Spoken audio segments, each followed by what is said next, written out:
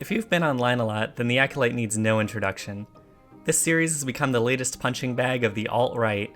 Look it up on YouTube and you'll see a million videos proclaiming that this show is a woke failure that breaks Star Wars canon. On sites like Rotten Tomatoes and IMDb, you'll find hundreds of similar one-star reviews proclaiming the same thing as the YouTube videos. Amusingly, many of these people didn't check what they were reviewing, and accidentally posted multiple reviews for unrelated movies also called The Acolyte. So why the hate? Well, because this show is written by a woman and the leads are a non-binary person of color and an Asian man. That honestly accounts for a lot of it. Another chunk of the hate comes from the fact that this show is contradicting legends. A quick explanation for those unfamiliar with Star Wars. After the success of the original trilogy, there were dozens of novels, comics, and video games that were released without much input from the series creators. All of this stuff was weird, a lot of it contradicted itself, and it was going to be impossible to make anything without stepping on another work's toes. So when Disney bought Star Wars, they declared everything except the first 6 movies, Clone Wars, and Rebels to be part of the Legends continuity. As far as Star Wars is concerned, they don't matter anymore.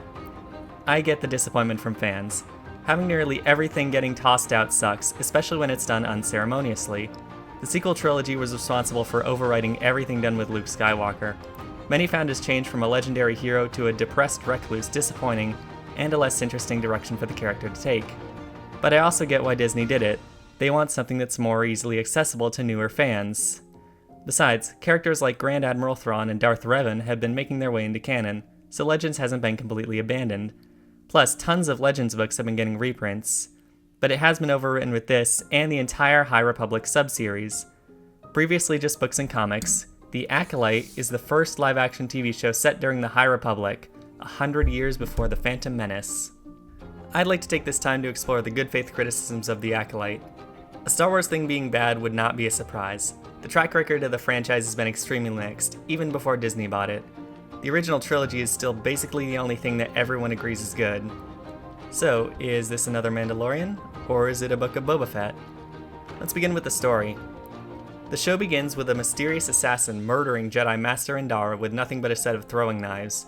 The assassin is identified as Osha, a former Padawan who left the Jedi Order years ago.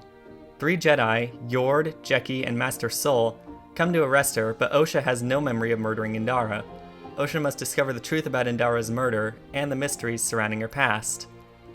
I'd like to begin as the series does, with its fight scenes. These are some of the best lightsaber duels in the entire franchise. They have the elaborate choreography of the prequels, but with some much needed grit. You feel the speed and ferocity of every strike. The fact that the characters also kick and punch in many of these fights does wonders for making them feel more tactile. There's only one spaceship chase scene in the series, but it looks gorgeous. I love how size is considered, the movement of the ships, and the ice crystals surrounding them at the time. It's all great. The rest of the series is great looking too. Not so much as CGI, which looks fine for a TV show, but not remarkable. But the sets, costuming, and aesthetics of the show are great. It strikes a balance between the rundown, lived-in world of the original trilogy and the colorful, toyetic world of the prequels. It's not as grounded or as realistic looking as The Mandalorian or Andor, but it's not trying to be.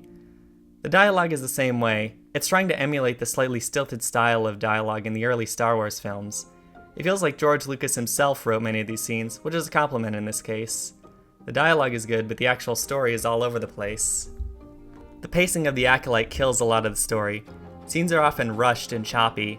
We're not given proper time to let things sink in, and the characters aren't given time to think things over.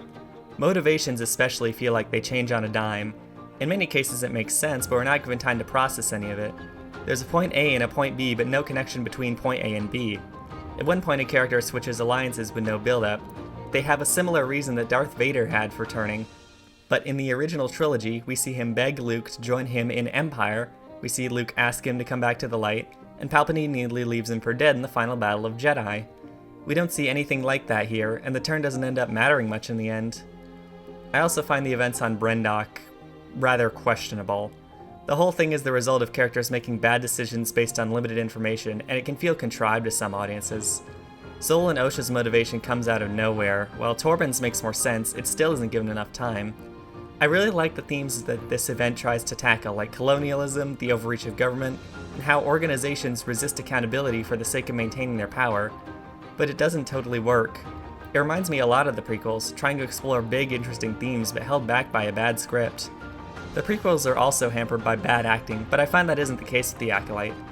Most of the cast is doing just fine. They've got a handle on the dialogue in a way that none of the prequel cast ever did, but it's nothing outstanding. The exceptions are Mei Jacinto and Lee Jongjie. Jacinto flows between intimidating, sexy, mysterious, and smart effortlessly. The Sith that he plays stands out from all the others. Darth Vader, Maul, and Kylo Ren have all attempted to be big and imposing, while Jacinto's character is fast and ghostly.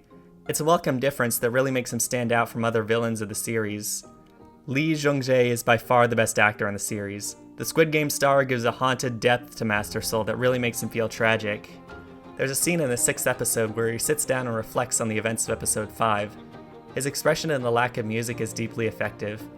But this is one of the only times in the series where it slows down and takes its time. The Acolyte's episodes range from 30 to 50 minutes, but it feels like it needed an hour-long episode to make everything work. As is, The Acolyte is a series with great visuals and a few stand-up performances, but a story that leaves a lot to be desired. It's a more mixed bag than other Star Wars shows, which have similar quality across all different aspects.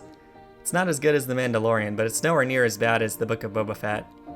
I'm giving The Acolyte a C tier. I think the good parts make it worth giving the series a shot, but if you're not liking the early episodes, it's not going to get better. If you like this video, consider checking out the rest of the channel. I've got several short films up for you to see, as well as more reviews in the future. That's all from me. Have a nice day.